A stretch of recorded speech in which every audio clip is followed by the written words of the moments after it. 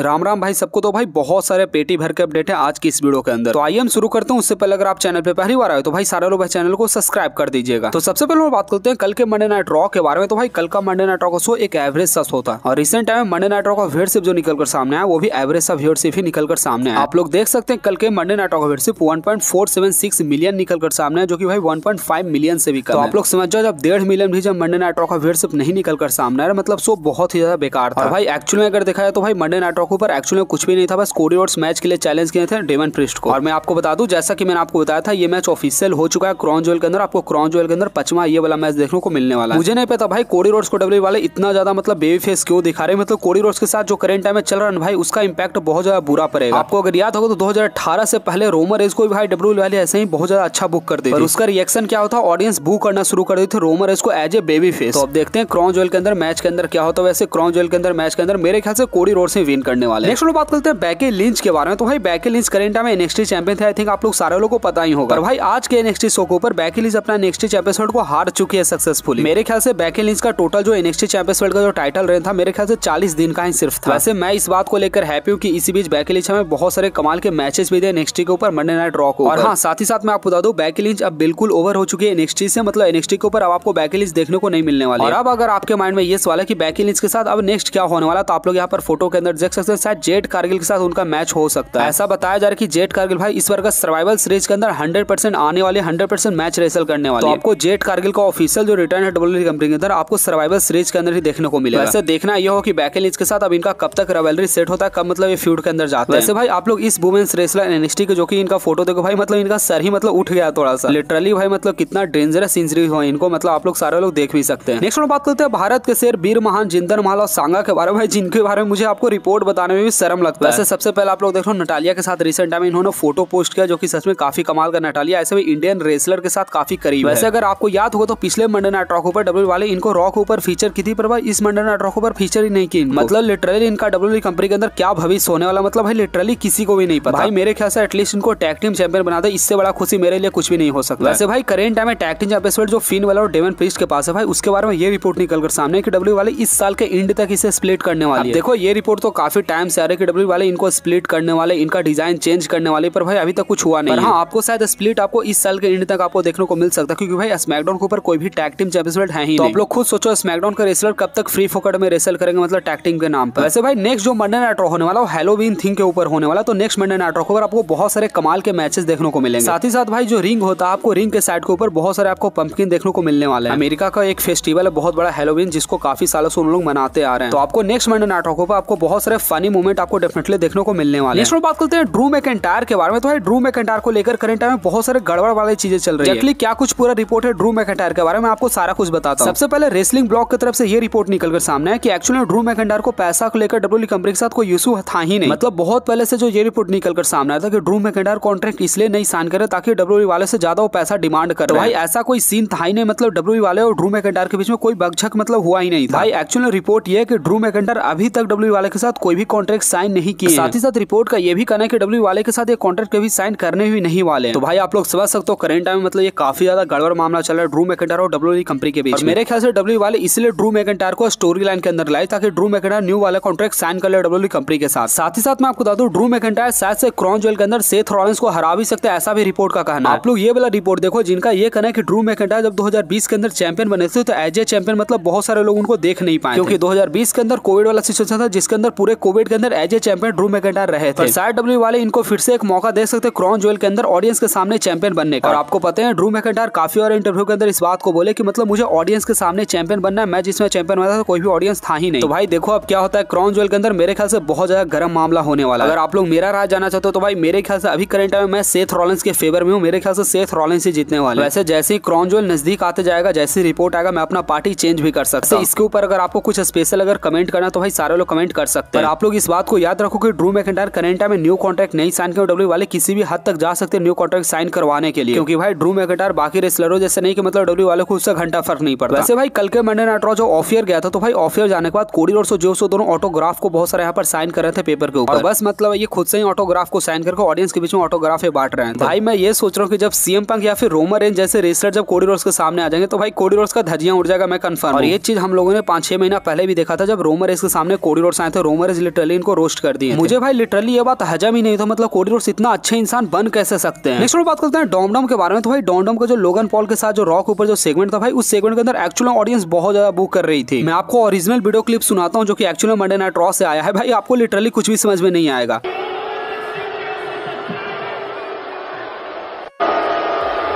तो भाई definitely Dom ने रे मिस्टेरियो का नाम मतलब बहुत ज्यादा ऊपर किया। लिटरली मतलब 10-15 साल के हिस्ट्री में इतना ज्यादा बू मतलब किसी को नहीं मिला। शायद से पूरे डब्ल्यूडब्ल्यूई हिस्ट्री के अंदर मतलब इतना ज्यादा बू मेरे ख्याल से किसी को भी नहीं मिला होगा भाई। इसीलिए रिसेंट टाइम में डब्ल्यूडब्ल्यूई वाले लोगन पॉल और डॉम जो कि करंट टाइम में सबसे बड़ा हील इनको डुओ ही बनाने का कोई कोशिश कर रही है। मतलब मुझे नहीं पता ये चीज होगा या फिर नहीं, पर हाँ अगर हो जाता तो मेरे ख्याल से काफी कमाल का होगा। नेक्स्ट बात करते हैं ब्रॉन ब्रेकर के बारे में। तो भाई ब्रॉन ब्रेकर का आज के दिन बर्थडे, तो आप लोग सारे लोग सबसे पहले हैप्पी बर्थडे विश कर दीजिए। साथ ही साथ मैं आपको बता दूं ब्रॉन ब्रेकर करंट टाइम में भाई सिर्फ 26 ईयर ओल्ड है, सिर्फ 26 ईयर। भाई जब इतना कम उम्र वाला रेसलर के अंदर जब इतना पोटेंशियल, तो मेरे ख्याल से फ्यूचर बहुत बड़ा बनने वाला है डब्ल्यूडब्ल्यूई कंपनी के। देखना ये हो कि डब्ल्यूडब्ल्यूई वाले मतलब इनको नेक्स्ट गोल्डबर बनाती है या फिर नहीं, मतलब वो तो सारे से डब्ल्यूडब्ल्यूई वाले के ऊपर ही डिपेंड करता है। नेक्स्ट बात करते हैं सेथ रॉलिंस और रिया रिप्ली के बारे में। तो भाई वो बोला रिया रिप्ली और सेथ रॉलिंस का क्लिप बहुत ज्यादा वायरल हो रहा है, जहां रिया रिप्ली ने इस बात को बोला था कि तुम मेरे साथ पार्टनरशिप कर लो, अगर मेरे पार्टनर बन जाओ तो मैं रोमन रेस के ऊपर मनी द बैंक कैसिंग करूंगा, नहीं तो मैं तुम्हारे ऊपर करने वाला हूं। पर भाई करंट टाइम में इनका पार्टनरशिप हो नहीं पाया, मतलब आप लोग समझ जाओ क्रॉन ज्वेल के अंदर क्या होने वाला है। वैसे भाई करंट टाइम में डब्ल्यूडब्ल्यूई कंपनी के फीमेल रेसलर उनका मतलब हरकत काफी ज्यादा सोशल मीडिया के ऊपर वायरल जा रहा है। वैसे भाई करंट टाइम में डेवन प्रीस्ट के पास जो current time money in the bank briefcase है भाई, उसके बारे में क्या रिपोर्ट निकल कर सामने, मैं आपको एक्जैक्टली सारा कुछ बताता हूँ। करंट रिपोर्ट के अकॉर्डिंग बताया यह जा रहा है कि भाई money in the bank briefcase जो है डेवन प्रीस्ट के पास किसी और के पास जाने वाला है, और वो बंदा कोई और नहीं होने वाला है, डॉम हमारे होने वाला है, जिनके पास शायद से डेवन प्रीस्ट का money in the bank briefcase जा सकता है। रिपोर्ट ये कि मतलब एक मूवमेंट ऐसा आएगा जब जजमेंट डे के सारे मेंबर हेट करना शुरू कर देंगे डेवन प्रीस्ट से, और उसके बाद डॉम और डेवन प्रीस्ट के बीच में money in the bank briefcase के लिए मतलब मैच होने वाला है, जिस मैच के अंदर डॉम जीत जाएंगे। और भाई ये चीज एक्चुअली में पॉसिबल है क्योंकि हम लोगों ने ऑलरेडी 2-3 साल पहले मिस के साथ देखा हुआ था। मिस डब्ल्यूडब्ल्यूई चैंपियन इसी तरीके से बने थे। तो बस आप लोग थोड़ा सा इंतजार कर लो किस तरीके से जजमेंट डे का ब्रेकअप होता है, किस तरीके से मतलब money in the bank briefcase आता है डॉम के पास। वैसे आपको कैसा लगेगा अगर ये डॉम के पास अगर ब्रीफकेस आ गया तो मतलब आपका क्या रिएक्शन होगा। नेक्स्ट बात करते हैं स्टिंग के बारे में। तो भाई स्टिंग के बारे में रिसेंट टाइम में बुकर टी ने इस बात को बोला कि स्टिंग वो बंदा जो कि कभी भी रिटायर नहीं हो सकता, कभी भी ओल्ड नहीं हो सकता, और साथ ही साथ स्टिंग कभी भी रेसलिंग करना नहीं छोड़ सकता, चाहे स्टिंग मतलब कितना भी एज का क्यों ना हो जाए। तो यार ये लाइन तो मतलब स्टिंग के लिए काफी सही, मतलब बुकर टी भाई मतलब कब का रिटायर हो गए, अभी तक मतलब करंट टाइम में रेसल कर ही रहे हैं। नेक्स्ट बात करते हैं मार्क हेनरी के बारे में। तो भाई मार्क हेनरी रिसेंट टाइम में इंटरव्यू के अंदर इस बात को बताया कि उनका जो लौंडा है करंट टाइम में 17 साल का, और मार्क हेनरी बहुत ही जल्द अपने लौंडे को डब्ल्यूडब्ल्यूई कंपनी के अंदर भेजने वाले हैं। आप लोग इस फोटो के अंदर देख सकते हैं करंट टाइम मार्क हेनरी का जो सन है भाई मतलब उसका बॉडी फिजिक मेरे ख्याल से काफी सही है, और आपको 1 से 2 साल के अंदर आपको बहुत ही जल्द एनएक्सटी के ऊपर देखने को मिलने वाला, क्योंकि भाई एनएक्सटी के ऊपर मतलब 22-23 साल के रेसलर आराम से रेसल करते हैं। वैसे भाई मैं सही बताऊं तो भाई अभी मुझे भरोसा नहीं होता कि मतलब मार्क हेनरी अभी भी करंट टाइम में एडब्ल्यू कंपनी के अंदर मैच रेसल कर रहे हैं। मतलब यार अगर आज भी आपको डब्ल्यूडब्ल्यूई कंपनी का पुराना दिन देखना है तो मतलब आप लोग जा सकते हैं एडब्ल्यू कंपनी के अंदर, मतलब कितना अच्छा बात है यार एक्चुअली में। वैसे अब देखते हैं इनका सन हमें कब डब्ल्यूडब्ल्यूई कंपनी के अंदर अब देखने को मिलते हैं। नेक्स्ट बात करते हैं ब्रॉक लेसनर के बारे में। तो भाई ब्रॉक लेसनर क्यों क्रॉन ज्वेल के अंदर नहीं आ रहा, जबकि ब्रॉक लेसनर पहले से एडवर्टाइज। तो भाई इसके पीछे का रीजन है कि ब्रॉक लेसनर के पास एक बहुत बड़ा स्टार पावर खुद अपने साथ लेकर चलते हैं, तो इसलिए ब्रॉक लेसनर कहे मुझे नहीं रेसल करना। तो जब ब्रॉक लेसनर खुद से मतलब सामने से मना कर दिए तो डब्ल्यू वाले मतलब इनको फोर्स तो कर नहीं सकते। साथ ही साथ भाई रिपोर्ट ये भी है कि डब्ल्यू वाले जब अगले साल जब सऊदी के अंदर इवेंट करेगी वहां पर भी ब्रॉक लेसनर नहीं जाने वाले, क्योंकि डब्ल्यू वाले के पास ऑलरेडी वहां पर बहुत सारे सेलिब्रिटी रहेंगे जो कि क्रॉन ज्वेल को बहुत अच्छे से रिप्रेजेंट कर सकते हैं। बात है अगले साल जो इवेंट होगा डब्ल्यू कंपनी का सऊदी के अंदर वो मतलब रेसलमेनिया से जस्ट पहले होगा, तो रेसलमेनिया के टाइम पर बहुत सारे ऑलरेडी पहले से रेसलर रहेंगे, तो मतलब यहाँ पर ब्रॉक लेसनर को जरूरत नहीं पड़ने वाला है। पर हाँ भाई ब्रॉक लेसनर वो बंदा जो कि जो चाहता है डब्ल्यूडब्ल्यूई कंपनी के अंदर वो करता है, मतलब इसको डब्ल्यूडब्ल्यूई कंपनी से घंटा कोई फर्क नहीं पड़ता। नेक्स्ट बात करते हैं गुंथर के बारे में। तो भाई गुंथर का करंट टाइम में टाइटल रेंज जो है 500 डेज का पूरा कंप्लीट हो चुका है। बस मेरे ख्याल से आप लोग इंतजार ही करते रह जाओ, क्योंकि मेरे ख्याल से इनका टाइटल 1000 दिन से पार का तो मतलब मेरे ख्याल से होने ही वाला है। नेक्स्ट बात करते हैं रैकेल के बारे में। तो रैकेल रिसेंट टाइम में इंटरव्यू के अंदर इस बात को बोली कि उनको एलडब्ल्यू मेंबर को ज्वाइन करना है। मेरे ख्याल से ये फ्रैक्शन भाई कर तो कुछ नहीं, तो डब्ल्यू वाले अगर रैकेल को यहाँ डाल भी देते तो मेरे ख्याल से कोई फर्क नहीं पड़ेगा। वैसे भाई सोलो सिकॉ के बारे में एक इंटरेस्टिंग फैक्ट पता चला है कि ब्लड लाइन के अंदर आने से पहले सोलो सिकॉ को डब्ल्यू वाले मतलब कार्मेलो हाइस और ब्रॉन ब्रेकर के साथ अलाइन करने वाले, मतलब डब्ल्यू वाले इन तीनों पावर हाउस का एक टीम बनाती जो कि एनएक्सटी के ऊपर मतलब डोमिनेट करते। वैसे मैं सोच रहा हूँ कि आज शाम को मैं अपने चैनल के ऊपर एक बहुत अच्छा ट्रिब्यूट वीडियो लेके आऊँ सोलो सिकॉ के ऊपर। वैसे भाई वीडियो थोड़ा सा लेट आ रहा है उसके लिए सारे लोग को सॉरी, कल से वीडियो बिल्कुल टाइम के ऊपर आने वाला है। तो भाई सारे लोग वीडियो को लाइक करके सारे लोग चैनल को सब्सक्राइब कर दिएगा। जिन लोग को मेरे से पर्सनली चैट और बात करना होगा इंस्टाग्राम के ऊपर आ सकते हैं सारे लोग।